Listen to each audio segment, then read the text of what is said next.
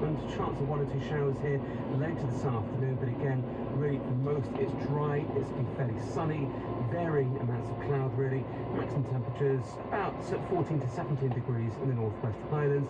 Elsewhere though, we'll see temperatures today about 17 to 21 degrees. Simon, thank you. Well, time now for a look at the papers. Donald Trump's confirmation that he'll appeal against his conviction for falsifying business records means for the second day in a row, many of the front pages feature photographs of the former US president. The papers largely focus on his news conference yesterday at Trump Tower in Manhattan, where he repeated claims his trial in New York was rigged. Trump rages, says the Daily Express.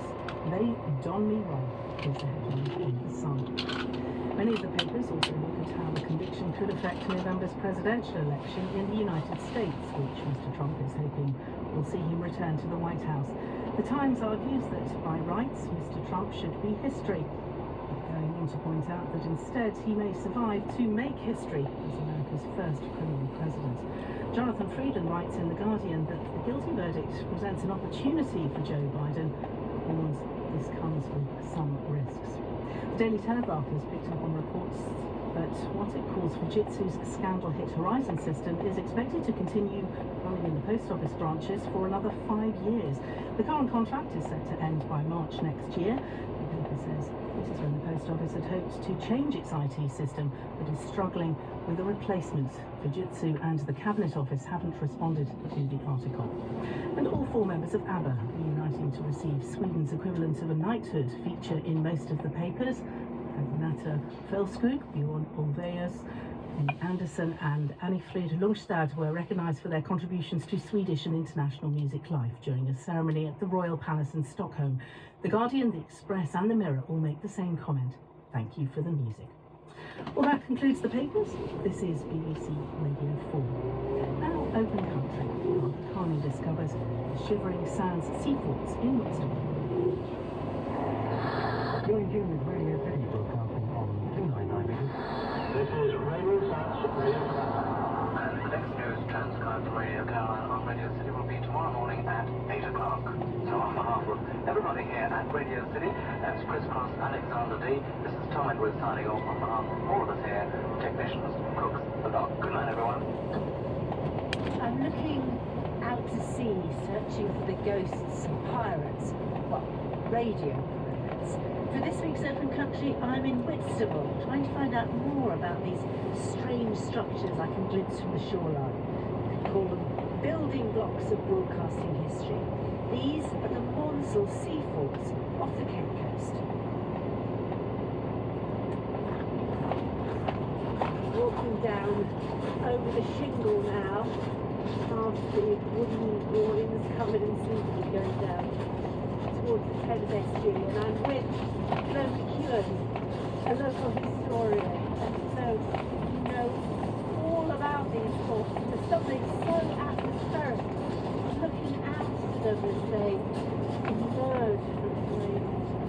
Whenever somebody sees them for the first time, they will always say something like, they look like something from War of the Worlds. They really do look like science fiction, don't they? Steampunk. H.G. Wells, it's all there, isn't it? So what we're seeing straight ahead of us is Shivering Sands Fort.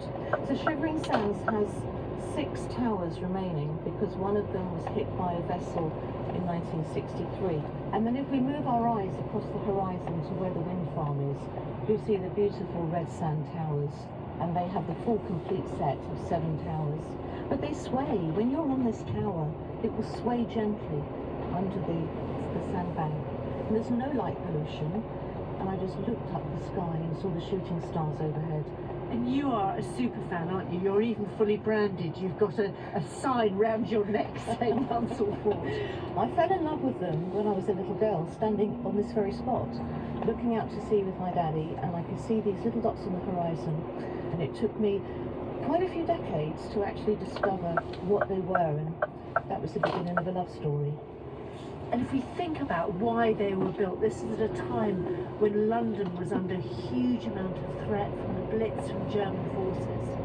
There was the blackout, so although London was in darkness because everyone had their curtains shut and the lights were out, nobody told the River Thames. the river water would be twinkling by moonlight, and the Luftwaffe coming across, aiming for London, would be using the River Thames as a navigational aid to get into the centre to drop their bombs. The Admiralty went to an incredible engineer called Guy Monsor and tasked him with finding a solution.